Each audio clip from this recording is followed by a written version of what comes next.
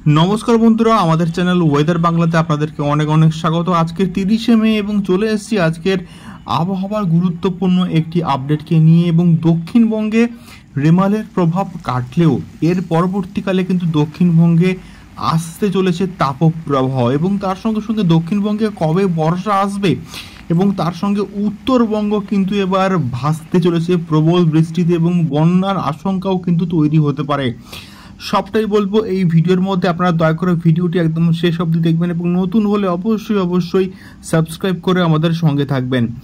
এইবারে দক্ষিণবঙ্গের সঙ্গে সঙ্গে ভাসবে কিন্তু এবার উত্তরবঙ্গ। তার কারণটা হচ্ছে উত্তরবঙ্গে প্রবল কিন্তু একটি নিম্নচাপ অক্ষরেখার সৃষ্টি হয়েছে, এবং এটি কিন্তু হয়েছে এক্স্যাক্টলি রেমালের প্রভাবে। রেমাল আমাদের দক্ষিণবঙ্গের দাপটের সঙ্গে তো একটা দাপট দেখিয়েছে, এবং তার প্রভাবেই এই রেমালটি আস্তে আস্তে বাংলাদেশ হয়ে যখন উত্তরবঙ্গের দিকে এগোচ্ছে, তখন কিন্তু এটি আসাম সহ দার্জিলিং এবং তার সঙ্গে সঙ্গে উত্তরবঙ্গের বিস্তীর্ণ এলাকাতে কিন্তু একটি নিম্নচাপ অক্ষরেখার কিন্তু সৃষ্টি করেছে। এবং এর প্রভাবে কিন্তু আগামী এক সপ্তাহ জুড়ে কিন্তু উত্তরবঙ্গের প্রবল একটা বর্ষণের কিন্তু আমরা ইঙ্গিত দেখতে পাচ্ছি, এবং তার সঙ্গে সঙ্গে আবহাওয়া দপ্তরের রিপোর্টও কিন্তু তাই কথা বলছে।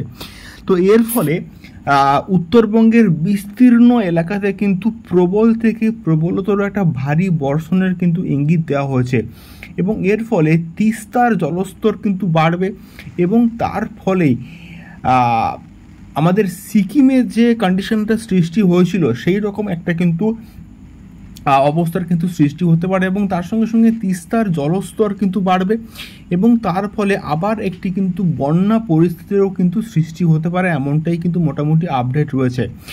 এবারে যদি আসি আমাদের তাহলে কি এবার ঘূর্ণিঝড় রেমালের পরবর্তীকালে বাংলা আবার পাবে তাপপ্রবাহ, এটাকে নিয়ে কিন্তু বড় একটা প্রশ্ন চিহ্ন আমাদের মধ্যে কিন্তু রয়েছে।